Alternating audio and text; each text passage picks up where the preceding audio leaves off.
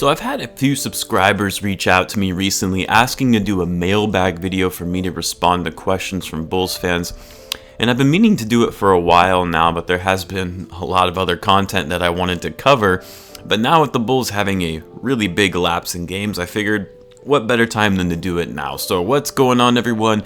You are listening to Bull Central here. Hope you're all doing well. In today's mailbag, we've got questions mainly surrounding Wendell Carter Jr. given his most recent injury, so I think that's sort of top of everyone's mind as of right now. And I'll likely come out with a video tomorrow going over the unfortunate injuries that have plagued Wendell's career so far, as I do think it's going to force the Bulls to make some tough decisions on him, but more on that in a little bit. So the first question comes to us from Eric Plankton, and he asks, do you think the Bulls should make a move on Lonzo Ball? And so actually two questions here, and then is it too early to give up on Wendell and find some other young center via a trade? So I've actually been seeing a lot of Bulls fans, both from comments on this channel and outside of it, saying that we should go after Lonzo Ball. Now it's rumored the Pelicans are most likely shopping for him to see if they can find any trade partners. I mean, it's pretty clear Lonzo isn't that engaged in New Orleans, and I mean, really, he hasn't seemed all that engaged throughout his career so far. And that could just be more of his personality, which is the complete opposite of his dad. But I think I've said it a few times on this channel that I'm not a big fan of Lonzo. I don't think he's a bad player by any means, but he's not an elite one, and I don't see elite potential either. But I guess the question here, or really the reason why I see this take often, is not, that we should be bringing in Lonzo because he's a future star, but rather he's a true point guard who can facilitate and run the floor, which the Bulls really need right now. But I'm not sure Lonzo is the right guy for that. First of all, he's not having a great season, quite frankly. His career in general has been pretty underwhelming, given he was a number 2 overall pick. His scoring has been up slightly this season, but he's shooting at a much lower efficiency rate, only 38.9% from the field, 29% from 3. He's at a career low in terms of his assists. He's averaging 4.7 assists per game, which is actually lower than Coby White, by the way, and lowest in terms of rebounds. His PER is below 10, and that's really poor just in terms of his overall efficiency on the court. And it's not like he's getting enough minutes. Sometimes that's part of the reason why a player might be seeing lower numbers. No, he's averaging 31 minutes per game. Now, the thing with making a move for Lonzo is whether it means we're making a trade for him or trying to go after him in free agency in the offseason, as he's a restricted free agent. It likely means that we would be moving Coby in exchange for him, whether that's trading for him straight up or via a 3-team trade or other pieces. If it's a straight swap of Lonzo for Coby White, I would say absolutely no to this, because not only is Coby, in my view, a better player, you argue that maybe Lonzo is a better true point guard, but in terms of who is a better player overall side by side, Coby, in my opinion, is better. And on top of that, Coby is 3 years younger, so I think his potential and ceiling is higher than Lonzo. Like I mentioned before, I just don't see that sense of urgency or engagement from Lonzo Ball. I'm not sure he's motivated enough to really get better, and that's something you see from Coby, and I think that should be valued. Now, whether Coby White fits this roster long term, if he's best suited to be a shooting guard when we already have Zach Lavine, that still remains to be seen. But if you're going to trade Coby White because he doesn't fit the rosters or starting point guard, you can or should be able to get more for him than just a straight trade for Lonzo Ball. So should we make a move for Lonzo Ball? Back to your original question. I mean, it all depends on what we're giving up for him. If it's the trade scenario, I don't think he's worth trading a lot of assets for. And then if we're talking about free agency, because let's say we do actually trade for him, close to the trade deadline, he's still going to become a restricted free agent. And I would hope the Bulls don't pay him a hefty contract. And if some other team did, they would be forced to actually match that in order to keep him. And if they decided, the offer is more than he's worth, well, then the Bulls traded away assets for nothing. He would walk. So in short, because that was pretty long-winded, if the Bulls do want to make a move for Lonzo, I would wait until he becomes a restricted free agent. Not only does it give you more time to assess this current roster, especially Coby White, before making any rash decisions, and it gives you more time to see how Lonzo does the rest of this season. And then in the off season, you can see what his market value is and see if you want to make a push for him for the right price, of course. And as for the second part of your question, is it too early to give up on Wendell and trade him for a young center? Well, yes and no. I would say it's still too early to give up on him because he is still really young. He's proven to be a very effective defender with the Bulls, really, needed in the paint as well. Outside of him, we don't really have much in terms of overall defense down low.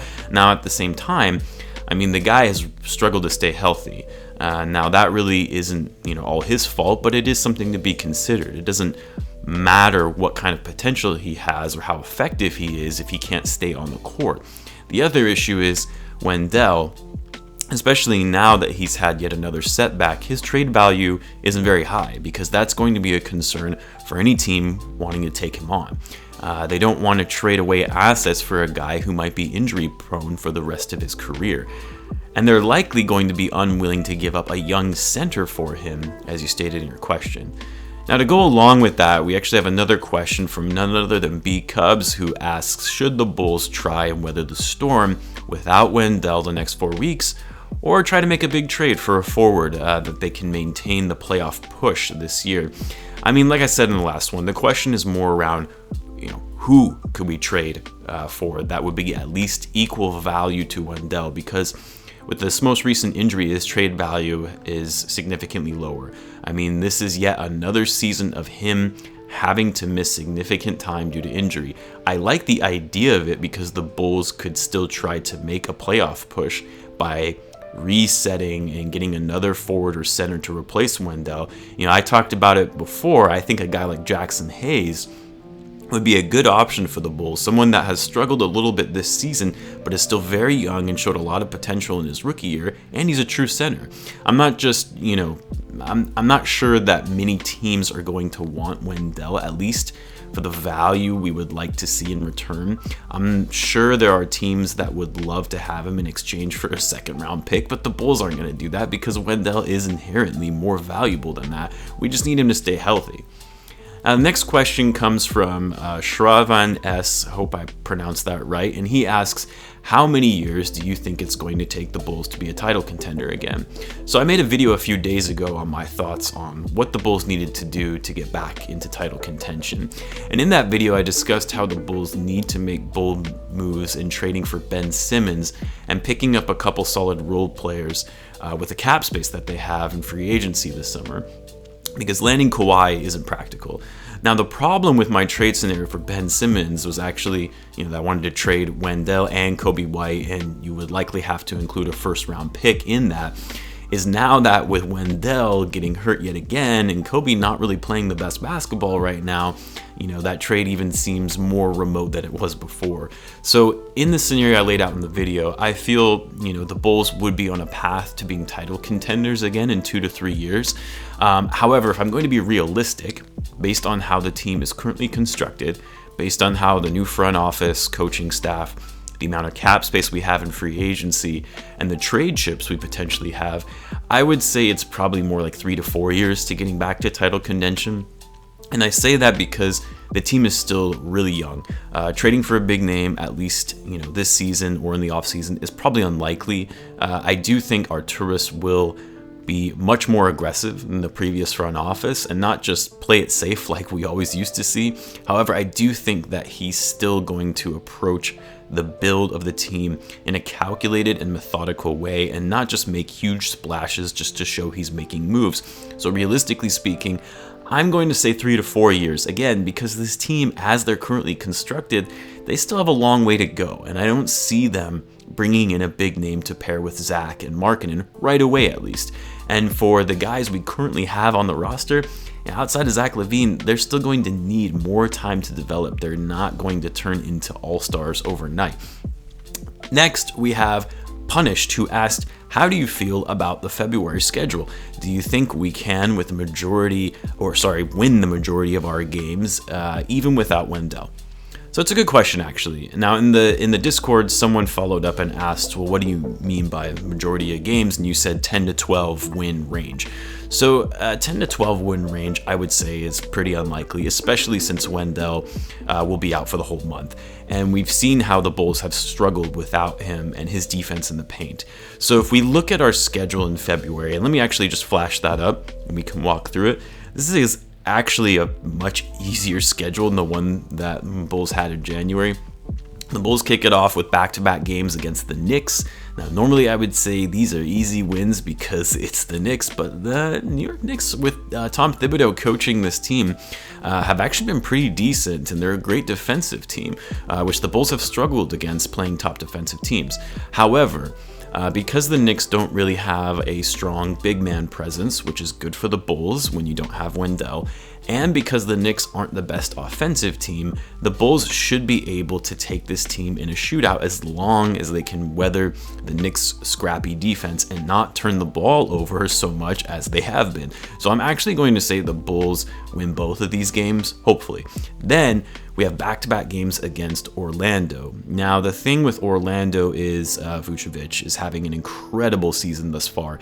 And for the Bulls, without Wendell to guard him down low, I don't see how the Bulls are going to be able to lock up Vucevic in, getting less than 25 or 30 points for both of these games. He's already averaging 23 points per game as it is so far this season. Then you add Aaron Gordon at power forward, who's having an okay year, but again, another big man that is very capable on offense. And the Bulls, at least while Wendell is out, are going to struggle against these types of teams that have quality big men. On top of that, Evan Fournier is having a great season, averaging 19 points per game. I was not expecting that. Orlando hasn't been the best offensive team this season, so that plays to the Bulls' advantage and that they can easily outscore the Magic, but the question is, how will they fare in the paint? Not only on defense against Magic's big men, but also on offense as well, if those outside shots for the Bulls aren't falling, because the Magic are very good in terms of their interior defense. So they might split these two games, but I could also see them losing both of these, actually. Okay, I need to move this along, otherwise this is going to take forever. So next up, the Wizards. They've been struggling. Thomas Bryant is out for the season, so with no Wendell, that helps.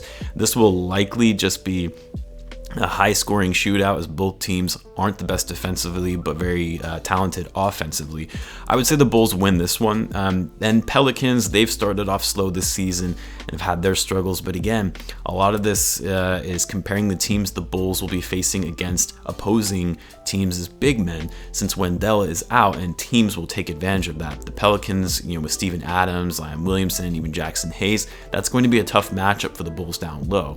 Then you have the Clippers, always going to be a tough matchup, going against Kawhi and Paul George. I know the Bulls have had, they had a great first game against the Clippers, and they really could have won that game, but it's going to be a lot harder with no Wendell. Pacers are a solid team, even after trading Oladipo, so that one will be challenging as well. Hornets, that should be a winnable game in my opinion. The Sixers, they're just too good down low with Joel Embiid for the Bulls to match up against. That's going to be a very challenging game.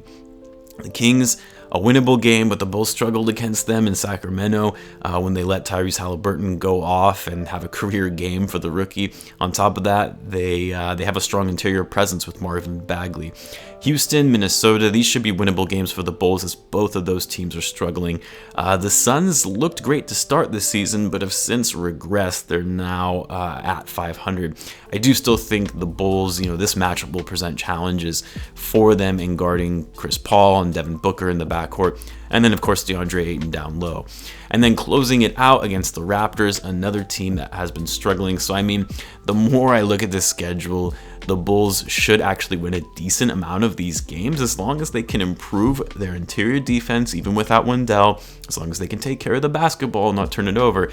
A lot of this is how well is Billy Donovan going to adapt and adjust this roster now with Wendell being out and missing significant time, because since he's been out, they've struggled. Granted, they've played against good teams. The Lakers and Celtics are clearly better than most of the teams on this schedule.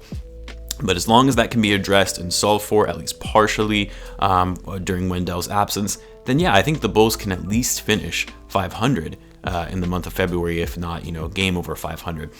Finishing with 10 or 12 wins.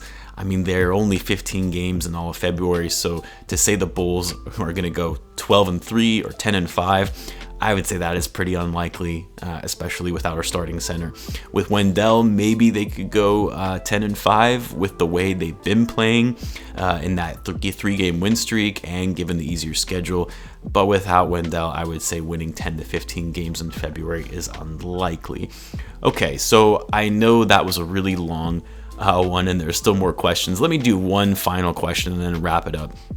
And it comes to us from Felicio Jr., great name by the way, and he asks, should the Bulls push Daniel Gafford to play a different style of ball, or even trade him, as Wendell Carter Jr. and Thaddeus Young can do it better and more efficiently? And Gafford is scoring considerably low and not even, at times, I guess, because of the play style. So I have to admit, because I was hyping up Gafford to the extreme prior to the start of the season, I predicted he would be the Bulls' most improved player. And he has really underperformed now that he's entered into the starting lineup. And I think it's now clear that all of those takes of, we should be starting Gafford over Wendell when Wendell was struggling at the beginning of the season, those takes were short-sighted, to say the least, because Gafford does not play well against other starting centers, opposing starting centers. He just isn't built for that type of role. He's much more effective in being a spark off the bench and playing solid defense at the rim against an opposing team's second unit. And the other thing about Gafford is that he's incredibly limited offensively. He's great at grabbing offensive boards and putting it back up for a dunk and catching an alley-oop. He's got great highlights, but he has zero shooting ability. His post-up game is subpar, and he's not the best on the pick and roll. Now, he's only in his second season, so my hope was that he would be able to develop these areas of his game where he's lacking. But so far, he hasn't really improved upon these, and he is older. He's a sophomore, but he's 22. He wasn't a one and done in college like most players who come into the league are. So anyway, my hope is that with a coaching staff that is great at player development, they'll be able to evolve his game a bit. I would love for him to be more of a Taj Gibson type player who is great on defense and decent, had a decent offensive game as well. Because what I like about Gafford is the energy he brings, at least when he's coming off the bench, and how the team feeds off that energy. If he can just improve those areas of his game where he's really lacking, then he could become a really solid piece as a role player on this roster. So to answer your question, the Bulls should definitely push him to play a different style of ball over trading him. I mean, they likely wouldn't be able to get much for a trade for him anyway, and it's still too early to just give up on him like that. So a trade wouldn't make sense for Gafford. I mean, unless you can get a steal of a trade and a great return for him. But like I said, you're not going to get much for Gafford in a trade, so it wouldn't be worth it. But I would like to see some improvements from him, this season, and I have high hopes for him this year and taking that next leap and becoming a more all-around player. But so far, we've kind of just been seeing the same Daniel Gafford we saw last year, which is, a good 10-minute per game player who provides some energy off the bench. I want to see more from Gafford than just that. So I'll leave it at that for this mailbag. I'll likely make this a regular thing if you guys are interested in this and responses to your questions that you have. There is a thread on the Discord server, which I'll link in the description, where you can leave all of your mailbag questions. Feel free to join the Discord as well if you like chatting and discussing Bulls basketball. The community has been growing there, which is great to see. Love chatting and discussing with you guys. As always, be sure to subscribe if you're a Bulls fan and you like daily Bulls content. Thanks again for tuning in, and I will catch you guys in the next one.